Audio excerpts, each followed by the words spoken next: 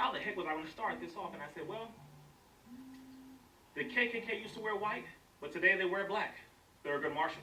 Yeah, I think it's a good start. It's all of the different things going on today when you see different Caucasian people coming out and showing their true colors. You absolutely have to ask yourself, well, Reza, is this how it is going to be? Or are we just simply witnessing a few specific small circumstances and individuals of those who just have a level of hate for other people, or specifically blacks and Mexicans and Jewish people, etc., those who they just really hate them? Or is it something that all white people have? Or is it something that most white people have? Or just a few sections of white people? Or just the KKK, etc., etc.? Here's all I'm going to tell you. The actual facts are going to come out, and the actual facts keep coming out. But the more you are surprised, the more these things will continue to happen. The more you are surprised by mass shootings, the more they will continue to happen. So how about we all do this, including white people, because just so you know, truthful, honest white folk, they appreciate the truth. And even they will tell you that they do not trust a lot of their own family, because they know that a lot of their own family are absolutely racist, horrible devils, and they don't even want to be around them. So even white folks, many of them have a high level of appreciation for honesty and for the truth. When it comes to us as black people, brown people, etc., people all across the planet, we defend racism. For some reason, we get stuck in this love, hate, prostitute, pimp, Stockholm syndrome, beaten and battered ex-wife, ex-husband type of mentality where we just can't let go. Yeah, here's some facts for you. Sir Daniel Pantaleo was fired after 5 years of investigating the murder of Eric Garner, with him using and issuing a banned chokehold on Eric Garner, which of course was banned, meaning illegal. And all of a sudden now that they're saying he is fired. Okay. Let me just make sure we all understand this. The police commissioner, Mr. James O'Neill, made many different statements, and he basically directly blamed Eric Garner for his own death, something that we all need to pay very close attention to. When they speak around the law so that they do not self-incriminate.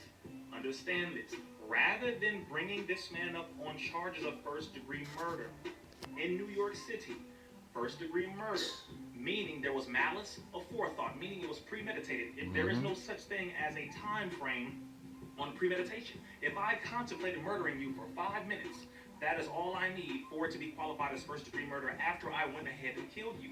It was premeditated, it was murder, and he used a banned chokehold, meaning it was unlawful. So therefore, that qualifies him for the death penalty in New York. It also qualifies him for life in prison. It also qualifies him for at least 20 to 25 years, according to the law of New York. However, the best way to cut ties so that no one is attached to this, including the commissioner himself, because he is backing out of an admission of guilt, is by firing the officer. Therefore, it makes it seem as though it is an isolated incident when it is an integrated one.